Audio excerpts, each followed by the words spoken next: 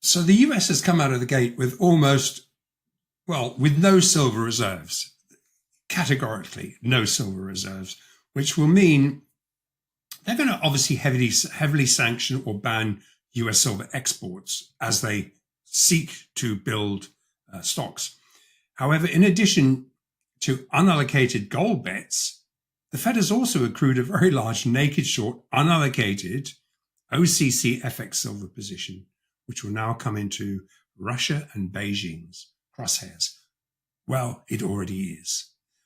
The White House mandate to buy silver will drive another inflection point, forcing the Fed to also buy back these unallocated bets into higher prices.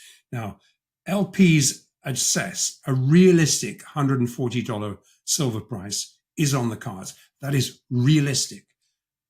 Now, we've looked at the short-term stuff, but that is a realistic price. Let's jump in on the charts here. Looking at the shorter-term action, silver has broken out and it's game on. Magnetic for interim consolidation at $53. And this is leading the way higher, also leading the way higher for gold. Now, we looked at this monthly chart last time, noting the very large COMEX spot short stops that are populated at 44,275. That was the August 2011 levels. Now, these stops, as we said, are of sufficient size, really, to easily drive a run into this 53 level, which is really an aggregated level that a lot of our liquidity providers are assessing and betting on. This just being the next staging post. So you can see how we circled this, I think, a few weeks ago, and slowly, each of these circles have got filled. And now we expect these stops to get tackled. And once they do get tackled, there's a massive amount of short covering, and i.e. margin calls and buying back silver when there is no above ground supply at current prices. Interesting mainstream appetite is now percolating through. We see silver and AI. We see the demand for that and the need to buy it, that ETFs are buying. I mean, this is all mainstream stuff. Silver non-commercials are forced to buy, but they're nowhere near overbought. And speaking of technically overbought, we see the same as we see in gold. COMEX actors have become price takers, with the cost to borrow silver spiking now to all-time highs. So we view fallbacks as extremely buyable. They've never been so buyable. So the exchange for physical, the basis spreads are also contracting in both gold and silver futures to spot. It indicates the physical markets are forcing COMEX to become price takers, and nearby higher rally stair steps are nearby. And it also indicates that a lot of the shorts have been chased out. So here we are with a foothold, one further stair step higher. This time with every single central bank, bullion bank, sovereign and institutional buyer divesting dollars into gold and silver. And it asks the one question that faces physical stackers. Why wait? It's simply going to cost more of your freshly printed dollars, pounds, euros, yens, etc. to buy the same ounce of gold and the same ounce of silver. The reason I bring this up now is we're once again at the critical inflection point where the entire Western-backed, cash-settled CME LBMA unallocated gold market has broken, but the COMEX price-setting mechanism is what's really broken. Because they're being forced to become price takers. This time, every single central bank, sovereign and bullion bank are long physical gold, leaving the Fed as the only central bank short gold. short of gold. Now, looking at the scope of these underwater positions, we can see the Fed is being forced to short cover. We can see that step by step by step. Feedback from our physical-facing liquidity providers provides invaluable evidence the Fed is, as best as possible, short covering into rising physically driven prices. This is also evident in the largely unwatched OCC, Office of the Comptroller report, which we went through over the last 2 or 3 episodes, which actually list the unallocated precious metals, foreign exchange, over-the-counter gold and silver positions that directly relate to and are no longer able to be physically hedge the rehypothecated US holdings because they're being demanded for delivery. And now we've previously looked in detail at how these 20% haircut LBMA unallocated bars have been coming into the global crosshairs for delivery. And it's why we have observed agent banks, JP Morgan and Citi closing all their decades of Fed-held 5-year and longer derivative bets. We said at the time, look at it. This is a massive clue. They are covering and there is going to be a revaluation. Why would you cover? Those 5-year and longer bets have been in place forever. Now, while the short covering process is underway, as we will see, the ultimate upcoming revaluation settlement price is exponentially rising. Now, let's just look at the latest footprints. Okay, for these footprints, we're going to look at the futures chart. As expected, as evidenced in the Bank of International Settlements August swaps report, and thanks to GATA's Robert Lambourne for keeping us up to date on this BIS information for years now. And what he uncovered was the Fed continues to try and square its underwater BIS gold lease positions. And what we're seeing, this is into a series of higher and higher highs. Now, he uncovered that 4 tons was short covered here into this end of month squaring event. Now, that last 4 tons were squared $160 per ounce higher than the July settlements. Bear in mind, we're talking 4 tons here, having to be squared $160 an ounce higher. However, that still leaves 30 tons of bullion to buy back, and even higher, where we are currently, over $350 per ounce higher price than in September, than where they started to cover the first 4 tons of this 34 tons.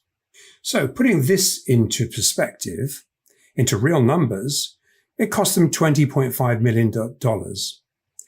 But that had to be exchanged to buy back underwater leases last month.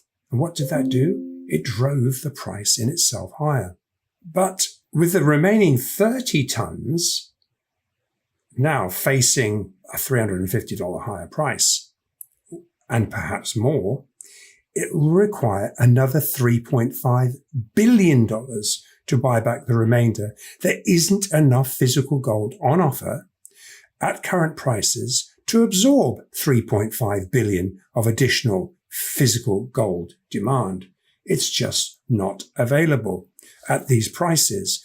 And while the Fed is able to print the necessary cash to square and repay these lease bullion borrowings, and they have been for a long time, and this is the spot chart as opposed to futures, they can no longer be washed inside the siloed COMEX derivative markets, meaning as price takers, they're having to go to market in the spot market to buy physical gold at the market price with their freshly printed dollars. So let's look at who they're running up against. Without exception, we have direct evidence that every other global central bank, sovereign and institutional buyers are competing to secure physical gold. Now, with all the bullion banks also encouraging their clients to buy physical gold, this aggregated demand versus what we at best estimate best estimate is actually made available for sale, this prices gold some possibly over $500 above our January the 1st estimate. If you remember, we'd estimated that by the end of the year, we'd be hitting 4,500. It likely places the price. It could place the price $500 higher than that. It seems far-fetched, but so it did when we started out at the beginning of 2025 at these levels here. So liquidity providers don't expect this global gold demand to taper off anytime soon. And this places the Fed stick handling the 8,133 tons of US Treasury gold in a position where it would be far better to revalue gold sooner than later.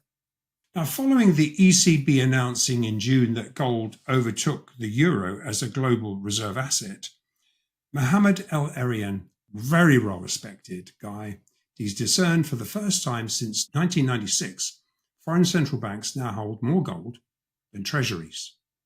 Now, while that assessment was quickly challenged by the Financial Times, their analysis finally conceded that more recent incoming data confirms global reserve managers are moving out of treasuries into gold.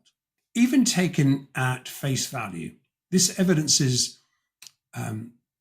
one of the most significant global rebalancings we've ever experienced in recent history, and it will force the Fed revaluation hand. In fact, when weighed up against unreported monetary gold purchases, the real picture begins to emerge, and it's not gone unnoticed by the White House. Now, we looked at the Goldman Sachs assessment of this one here of unreported central bank gold purchases. We looked at it a couple of weeks ago and how this is actually grossly underreported. Now, while they noted these unreported central bank purchases were picked up after Russia's assets were frozen in February 2022, what was missed was that this central bank buying accelerated following the Bank of International Settlements revaluing gold as a first-tier, high-quality liquid asset on the 1st of January 2023, which was a bigger story. For reference, net of paper market dilution, when including direct doré bar imports that, as we talked about, disappear in those 42 district Chinese customs districts, that feeds into 678 a customs matrix. And liquidity providers say this is largely military gold, by the way. And so just based purely on real global supply-demand fundamentals, these liquidity providers now update their estimate that the real unreported central bank monetary gold demand not captured in Goldman's assessment is closer to 45,000 tons. Think about it. That's a lot of tons. This is not yet priced in, but it still jives with our end of year minimum $4,500 target. So bottom line, even discounting the extent of how offside these US Treasury holdings are, just looking at what the Fed has to buy back at market to repay the BIS, there is just not enough above ground gold bullion being offered anywhere close to current prices to enable the Fed to buy back rehypothecated gold positions. If the US does not move to revalue US Treasury gold quickly, which is simply a GRA accounting mechanism that would allow them to price gold from 42 to market, balance the books while joining in the upcoming gold price appreciation upswell, getting on board what all the other central banks are doing, enjoying, relishing a rising gold price. If they don't do this willingly, the gold price will easily exceed $10,000 to $20,000 per ounce before any form of equilibrium is reached. The incentive is now. US reserves are at their lowest levels in 90 years. Now, this divergence will force the White House to revalue gold. Now, currently, the value of US gold reserves is about 2% of Treasury outstanding, compared to roughly 17% in the 1970s and actually close to 40% in the 1940s. Now, at 17%, it places gold at around $25,000. At 40%, $50,000 an ounce. Now, I'm not saying that is, I'm not saying that's going to happen overnight. Of note, with silver now recategorized as a critical mineral needed to power AI, far more importantly, silver is militarily being stockpiled by Russia, China, and then we need to vend in reports of US exports being banned. So that is what we're hearing, in conjunction with silver miners being included in a $5 billion US rare earth investment fund that our liquidity providers assess that gold silver cross will actually put the gold silver ratio at 33-1. This is exactly where it was, slightly above where it was even into the November 2011 lows. So given on aggregate, all liquidity providers we face also jive with our minimum spot gold target of 4,500, that easily places spot silver at $140 per ounce by January 2026. Just that alone, let alone everything else we were just talking about. Now, when gold is revalued, it's anyone's guess where silver will be priced.